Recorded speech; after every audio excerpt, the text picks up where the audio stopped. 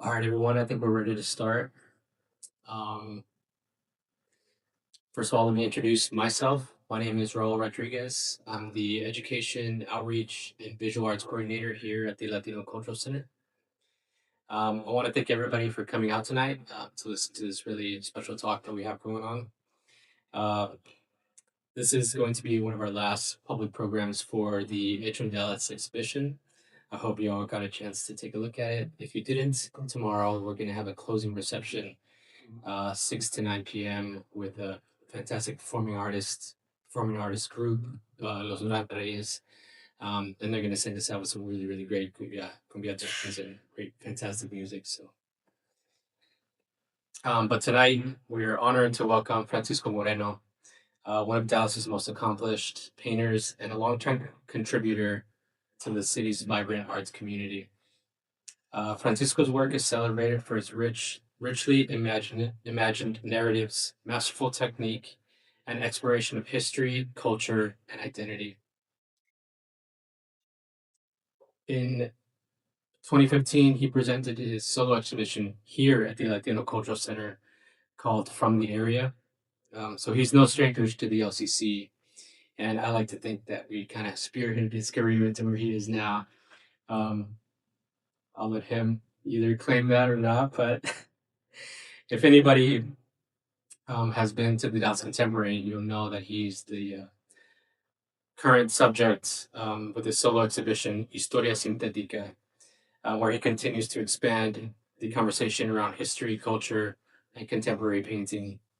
We're grateful to have Francisco join us this evening and give us some insight into his artistic practice, his creative journey since the LCC show and to where he is now, and the ideas behind his work.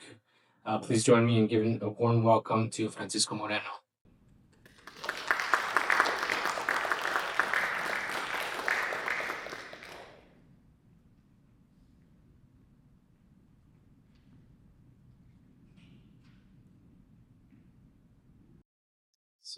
Thank you, Robert. That was a beautiful introduction.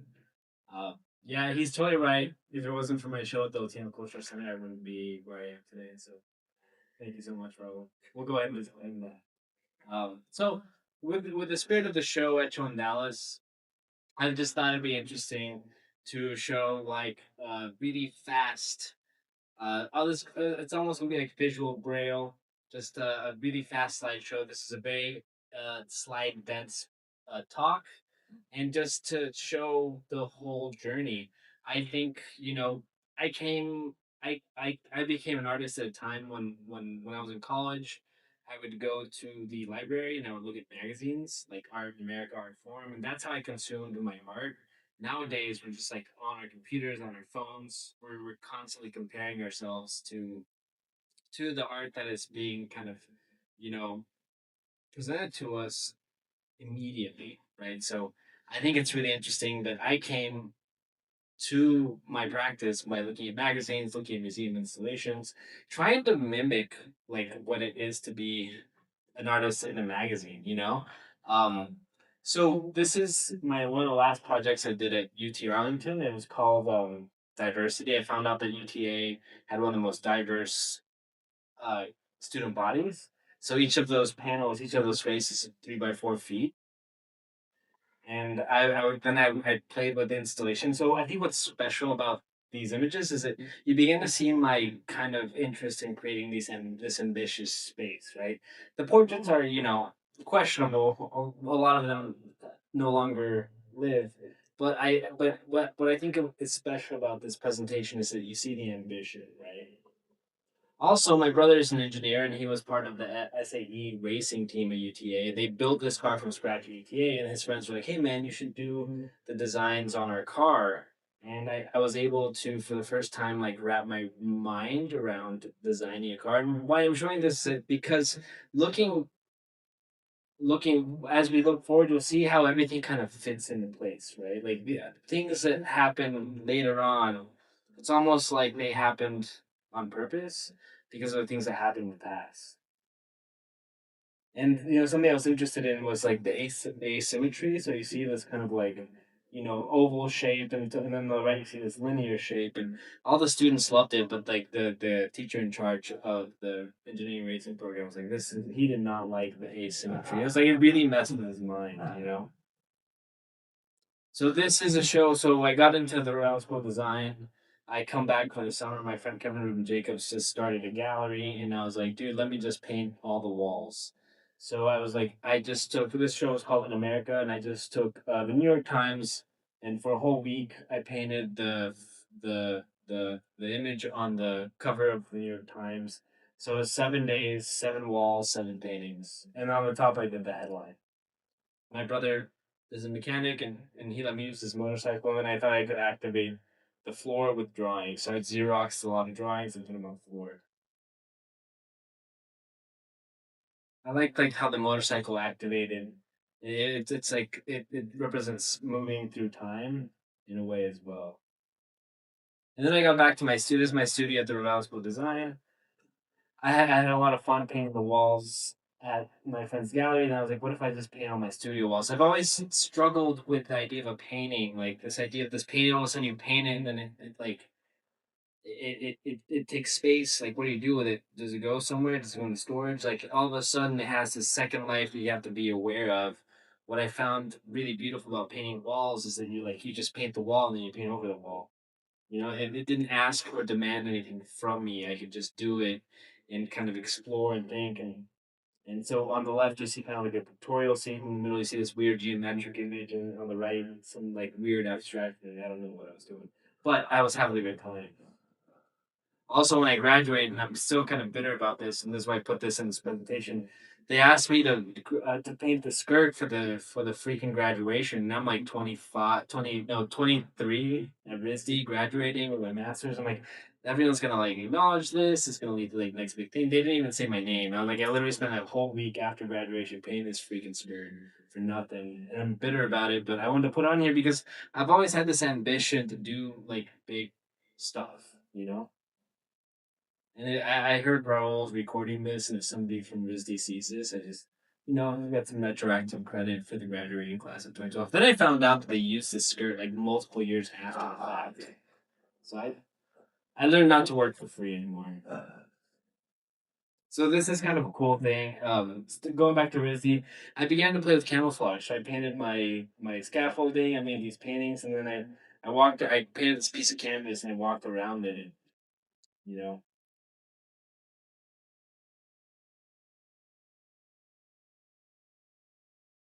this is before I cut it up and stretched it on the canvas. I also made this like dragon thing out of paper mache and made this painting on the background. The sculpture and the thing in the background of mine. This is my graduation piece. It's called Las Noticias, the news. After doing my show at the gallery, like thinking about news. So I'd be painting like a different news article, and then I would superimpose camouflage. So this is kind of like you kind of see where the DNA for the car piece at the Dallas Contemporary Show is being kind of generated. I worked with a fashion designer at RISD. I painted all this muslin and she made this dress. So then I graduated. I come back to Dallas. My friend Kevin Jacobs has a gallery, Oliver Francis Gallery, and I'm like, okay, how about I do a living room now? So I bought all this furniture, sanded it and painted it. I bought a cello. I sanded it and painted it as well. Also, I did this assembly line painting that I hung in the back of the gallery. And this is So then this is 2013.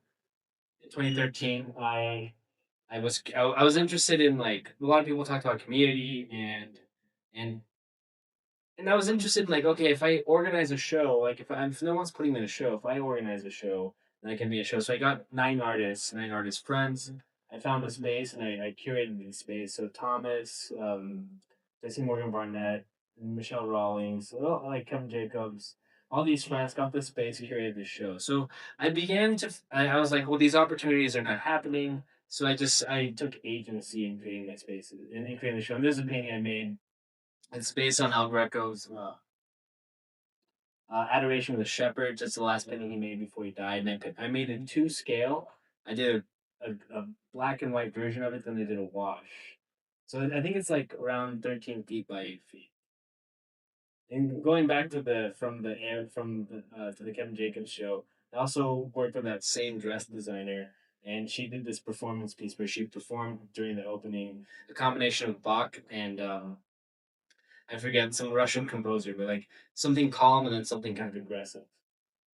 Rachmaninoff. Well, then this is in 2013 again. This guy from Puerto Rico was like, "Hey man, I have a truck. Do you want to do a show in my truck?" And I was like, "Absolutely." I was just like looking for any opportunity. I'm not good at making a series of paintings, so what I did is that I just made a series of paintings in numbers. I was like, "How do like the idea of?" I always feel like art has to be applied to a system. A system can be a gallery, a museum. It could just be like to your friend's space. But like art has to function within a system, right? So this idea of seriality has perhaps been one of the hardest things for me to do. And I was like, okay, well, I'll just do this idea of numbers on paper, and I'll cut the corners because then they'll like kind of look like an iPad or something. So it was, I think, 15 works. And so what? This was 2013. I'd moved back to Dallas, but right before I moved back to Dallas, I woke up in 2012 at RISD, and I was like, I have this idea. I'm gonna get this brand new Ford Mustang and take this painting. And what I thought was cool about this talk is to give you guys kind of an insight of how all these ideas develop over time. So 2012, graduate. This is kind of like the mission, right? I began to play with the collage. I collage into this little model. Still think it's a Mustang. I'm emailing people at Ford. I'm like, hey, will you guys give me a brand new Ford Mustang? I have this great idea. Nobody emails me back. My brother's like, hey, I have this old Datsun. We can like modify it and we can put a Chevy V8 in it. I'm like, okay, well yeah, let's take it. So he gives me this Datsun. That's my little brother. These are Vasily chairs I bought at RISD for like $75. And so then I got started. This takes like 3 years. Um, in my studio at the time, I couldn't paint the whole thing at once, so I had to break it up into pieces and just work on it in pieces. And I didn't see it in its entire body until I installed it on site. So I had to work on it on site, and here you see it in the process. Here you see it in the car. So my studio was down the street from the body shop. So I didn't have an engine at the time. So I painted it, and the body shop was going to do a clear coat. So my buddy and I had to walk it. We pushed it to the body shop. And the guy was like spray paint. I'm in there, I'm about to start filming, and he starts spraying it.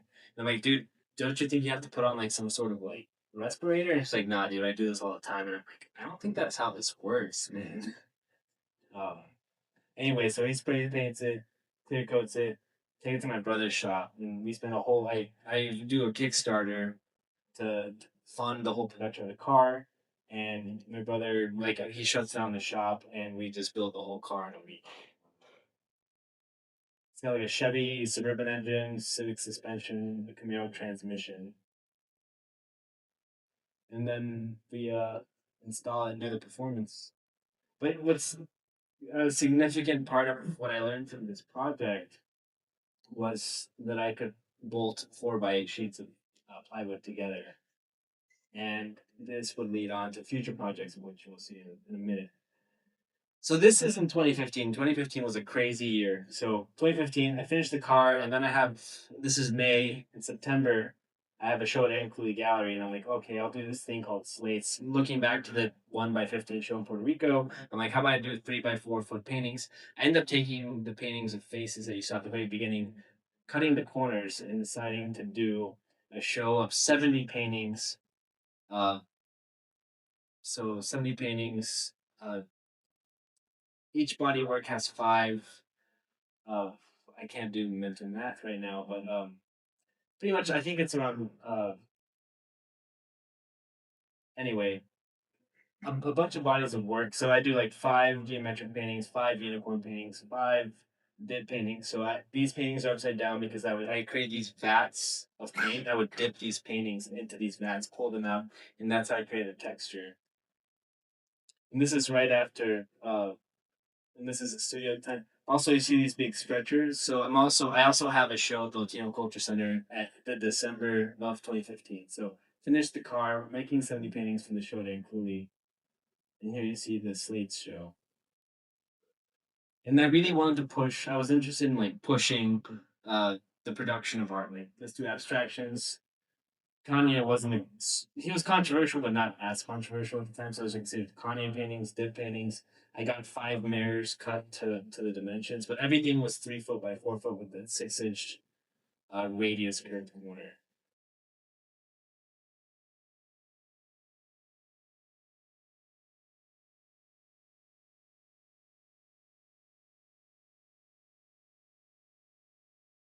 Finished that, and I'm like, okay, let's get back in the studio and work on the show from the area that was here at the Latino Cultural Center. Uh, when I was at UTA, one of my favorite museums was the Kimball Museum of Art. I would go there, partly because it was really close to my house, also because it was free, and just started looking at a lot of those paintings. So here you see a Tiepolo, Chardin, and Michelangelo, and here you see him installed at the Latino Culture Center in 2015. You know, the walls in that space are really tricky, so my friend and I just devised this installation method where the paintings hung from the ceiling. And then 2016, I get this really obscure artist residency in the south of Spain. I go and I'm thinking about the same kind of applications that I've painted it from the and the paintings from the area. The way I painted these paintings was it was acrylic on raw canvas, super watered down. So it has this really beautiful light watercolor kind of effect, and like the canvas absorbs a lot of the paint. So I thought I was gonna be doing this when I got to Spain, but I just wasn't feeling it, and I started doing these like scribbles on the canvas, and created this system where you see like this repetition of abstraction. So you see this X in the middle, so there's this X that cuts through every single canvas, and made this whole series of scribble paintings. And then I showed them at an art fair in Madrid, and none of them sold, so I brought them back to Dallas.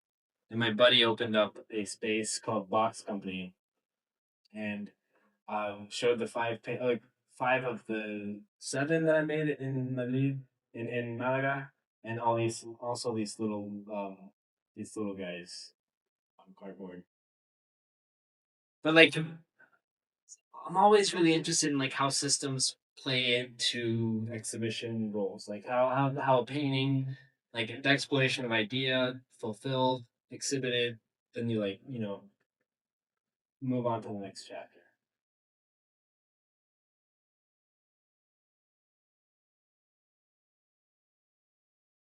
And then I get asked to do this artist residency in Guadalajara and present some work at Zona Maco in 2017.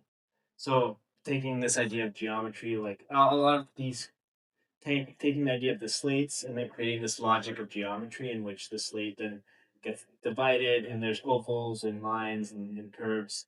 The system gets repeated.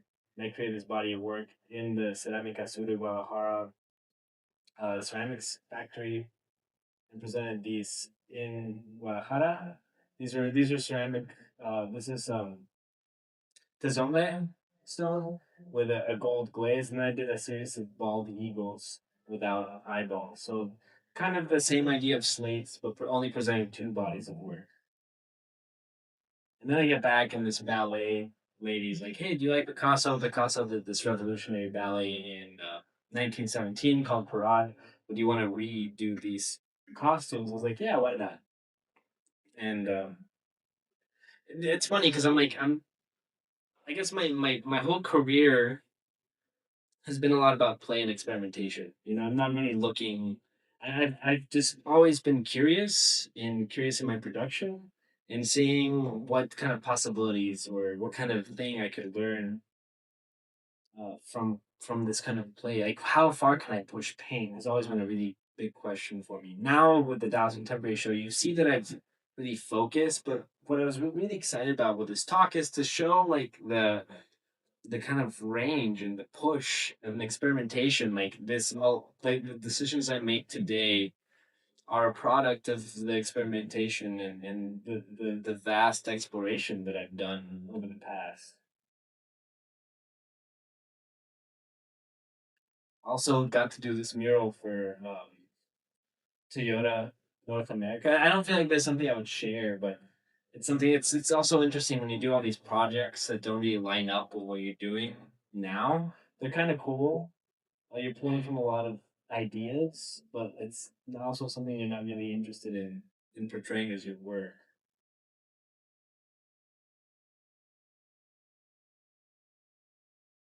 So when I was doing the residency in 2016, the Malaga, Spain, where I did those scribble paintings.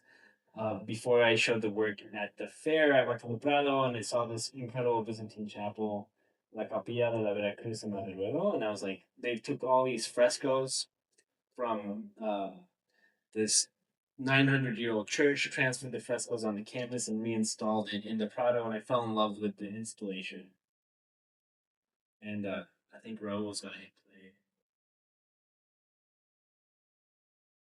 So this is just a video of us thinking back to how I did the WCD panels, bolted all those together. I was like, oh, I can just bolt stuff together. So this my knowledge of doing the car project gave me the confidence to come up with this. I do have two architecture friends, Lance Rainey, David Joseph and Lance Rainey, that helped me with a lot of the technical stuff, like the curves and but they gave but through their CAD file and my friend who had a CNC, I was able to access UTA to build this thing. And this is the preliminary wash. So on top of I did this wash at the beginning, and on top of that I ended up painting with black and white. Let me see this piece.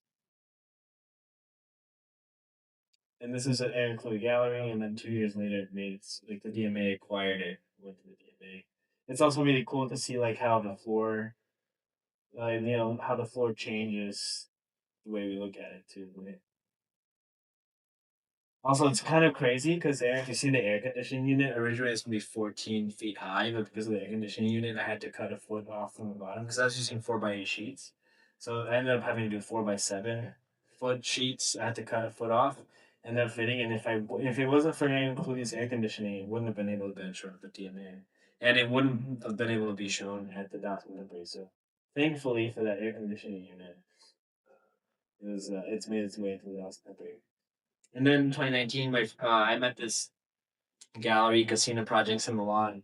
They're like, hey, we're gonna do a residency in the back of the gallery. Uh, they hadn't launched it yet. They reached out. I was like, hey, it's happening, and they let me go up to Milan.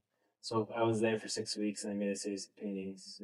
And like I'm processing. This is like now late 2019. This has been like 2 years, or like a year after I finished Chapel, and I'm just trying to figure out like how to process everything that's happened up to this point. There's me in Milan. That's the that's I think that's important. That's like the what's that painting? The Last Supper. That's, and then I had to, I'm like at my parents' house, like trying to just figuring out painting, just playing around. And then I do this artist residency in 2020, Corsicana, which I think applications are still up. It's an incredible residency. If you're interested in applying, I highly recommend it. They give you a studio. And honestly, this was important not only for the space that they gave me, I think it was also like 6 weeks, but it was just like on the other side of this photo is just a bed. So you just sleep and work in the same space. And I was able to start processing the chapel, but start storytelling. So on the right, you see the artist's journey.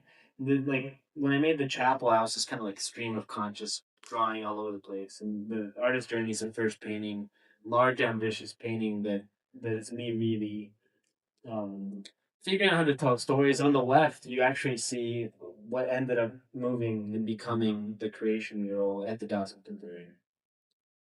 Um, so this is 2020. In 2021, I have a show. My friend, where I did the In America show with motorcycle. He decides to open up his gallery again, and I'm like, now I've done so much stuff, and I was like, you know what? Let's just embrace the rectangle. Let's just embrace tradition. Let's just focus on all the rules and parameters. This lady, Angela Duckworth, talks a lot about grit. She's like a grit specialist, and she says how one becomes gritty is that they actually end up focusing and honing in.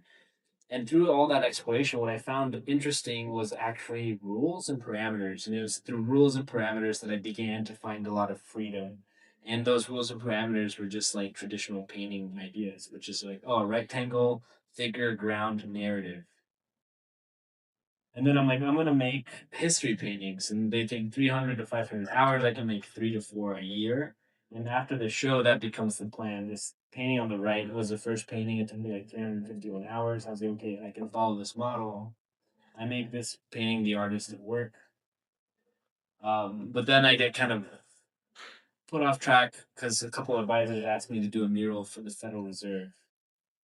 So for like 10 months, I kind of moved my practice to make this mural. This is called Bounteous Nature. It's about the production and consumption of food. So on the left, you see the production of food, and on the right, you see the consumption of food. And then these two incredible sculptures are from the fairgrounds. And this is at the Federal Reserve cafeteria. And then 2023, 2024, I'm at a show called Soy de Tecas in San Antonio. And then 2024 as well, I do this show called Jaguar Dreams in San Francisco. And I'm really proud of the show because I'm beginning to just make like these paintings are really fun. They're these ideas. They're like just these ideas seen through fruition. And then 2025, I do Squirrel Show at the same gallery. And then I do this mural for the Lofts at Expo Park.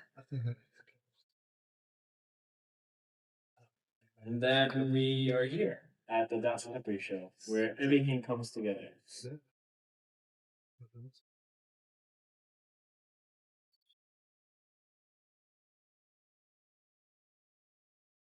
And yeah, that's all I have. Thank you so much for being here. I'm happy to answer any questions.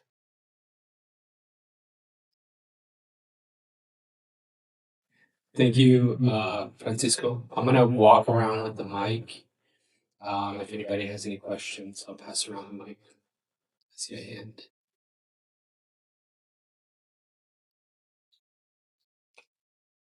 Thank you. That was great. So, two questions. The Your work at the Federal Reserve. That's the Federal Reserve Bank here in Dallas. Correct.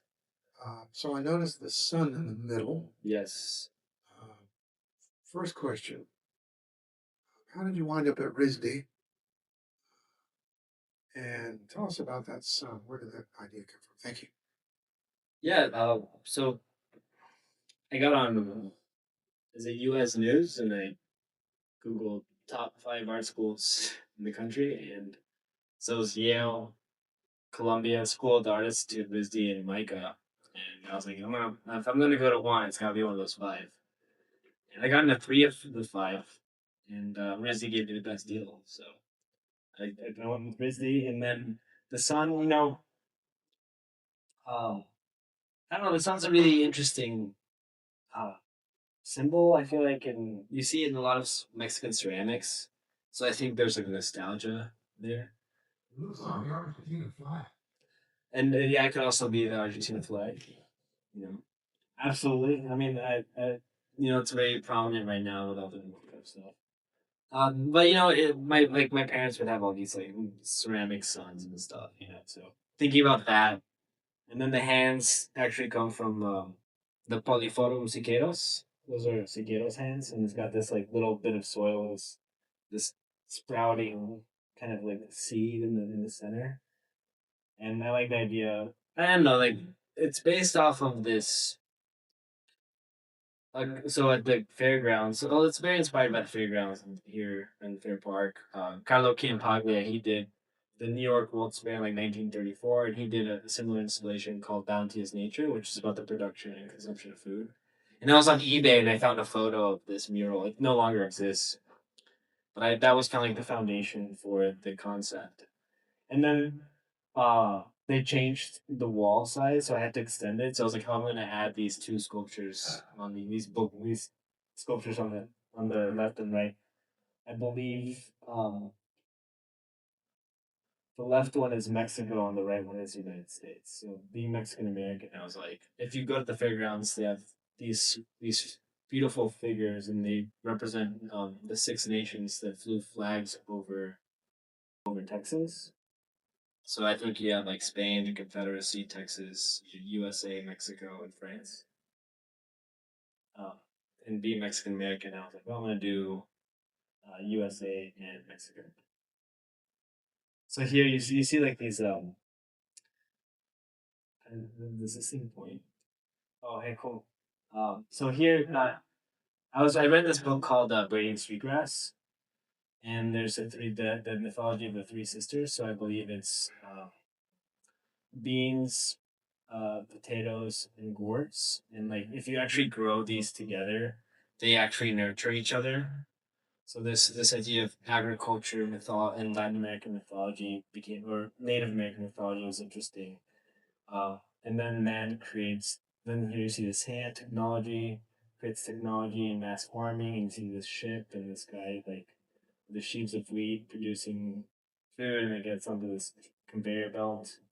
There's a scientist, and it goes to this like factory, and then like the food. I don't know. I think it's in the book Braiding Sweetgrass. And like it's this indigenous lady, and she says like, "Oh, I go to the store and I see these strawberries, and they're wrapped in plastic. That makes me so sad because strawberries should never be wrapped in plastic." And they like it's interesting, and then like but also kind of leaning into it, like just thinking about how we consume food and how we receive it. And then I was like, in this surreal world, these bald eagles deliver us our food. So like there's like a I was gonna do drones, but like no, that's too specific. So there's like a bald eagle food delivery system, and then I see this picnic. Like it's I think it's interesting how removed we are nowadays from our food, right? But at the end of the day, like there's this lady and she's gardening herself, so maybe there's hope.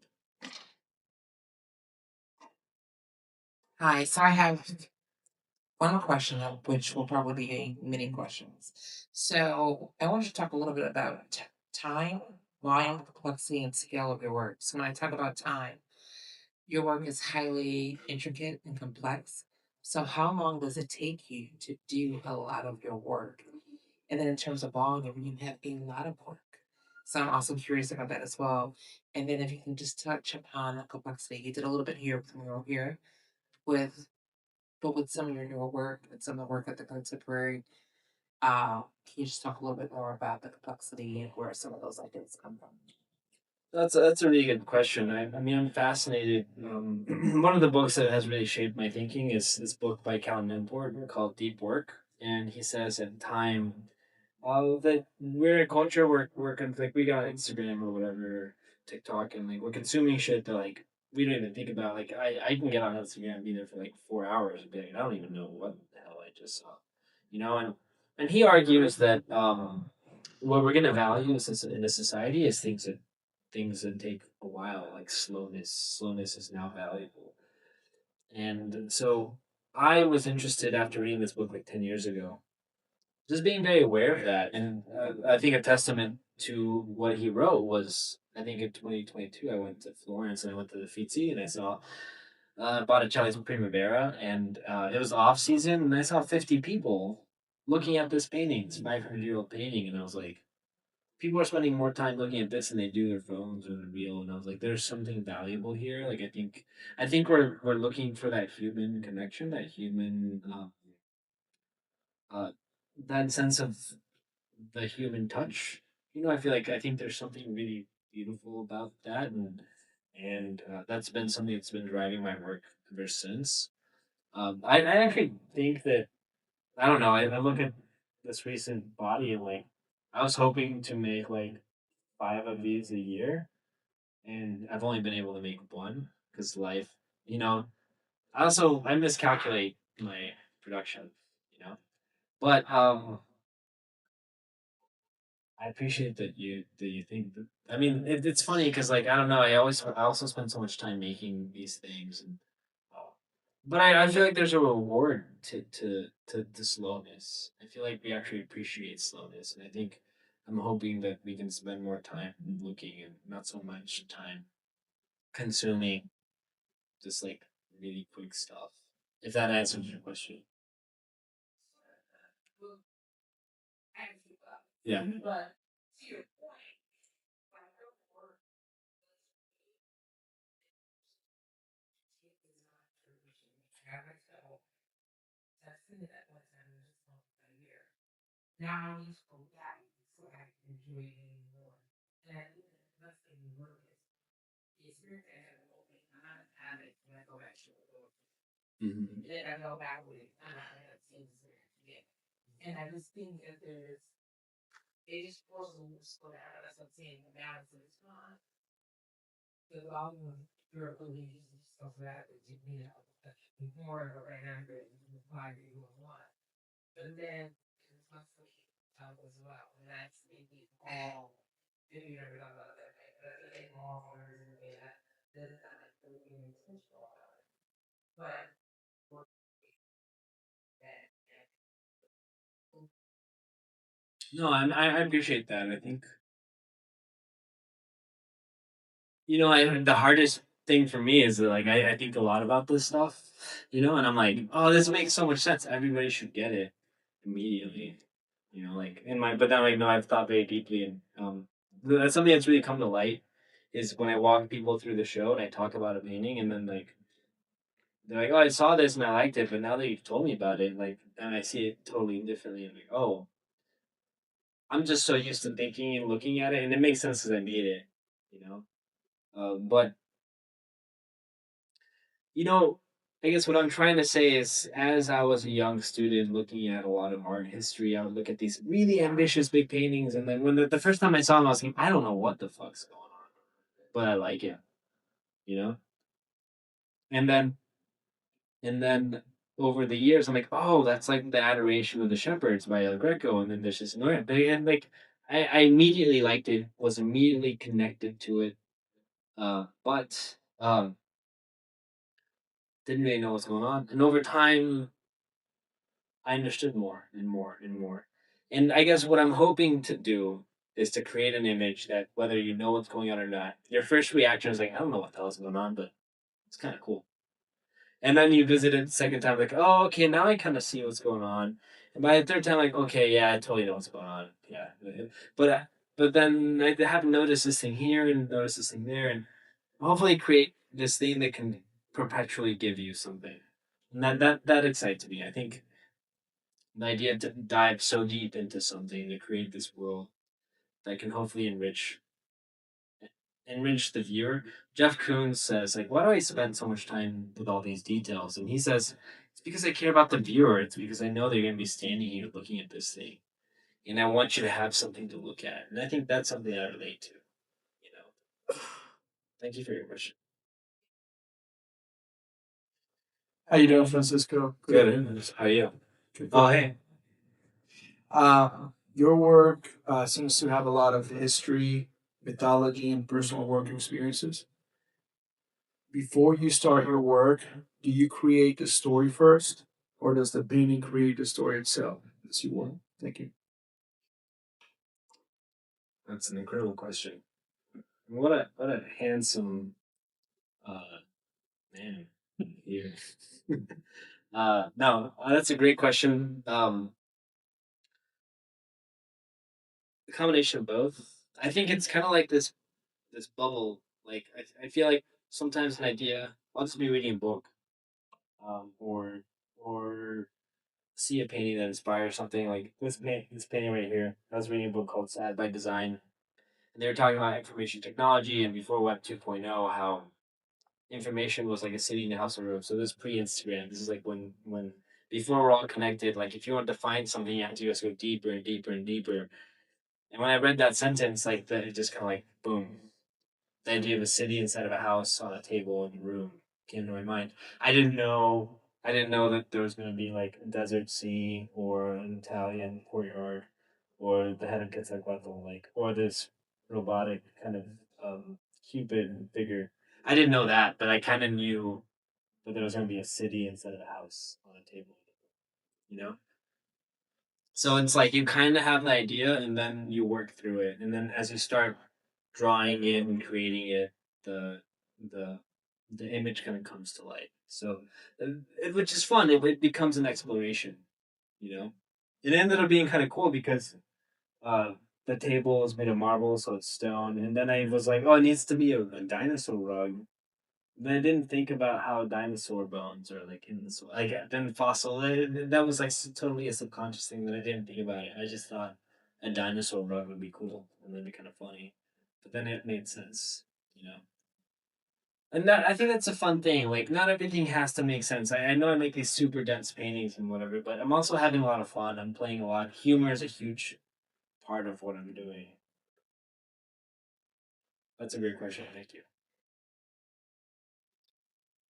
All right, I think we have time for one more question. Hi. You're painting history, and there's so many aspects about history, and your paintings take a long time to produce. How do you choose which aspects of history to paint?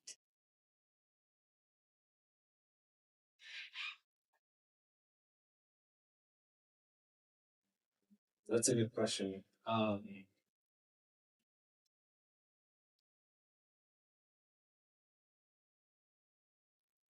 think it's random. I feel like I'll just get into something and I'll just buy a book and I'll look into it. I'm like, oh, this is kind of cool. And I just mark it. And I think just things I relate to, like right here in this mural, you see this is the Olmec story of creation. And I was just walking through the DMA and I saw the most beautiful Olmec tablet that's like thousands of years old.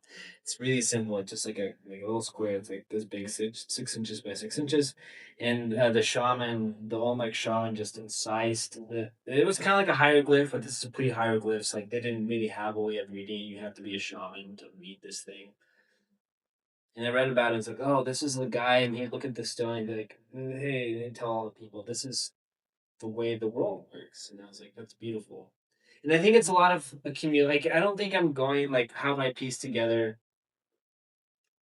this story.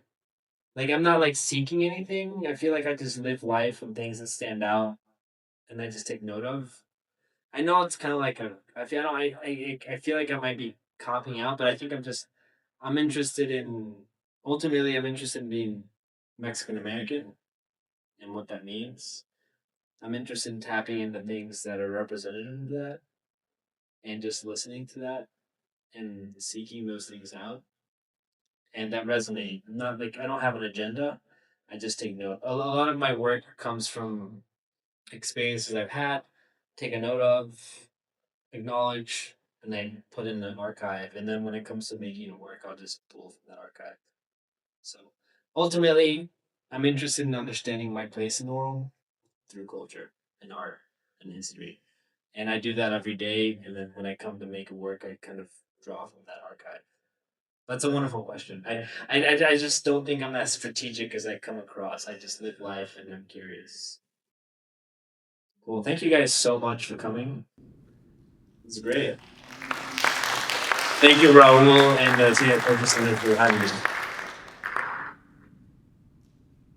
Thank you, Francisco. And we'll be gathered out front for a few more minutes before we close out the night. So feel free to join Francisco, us at the LCC for more drinks.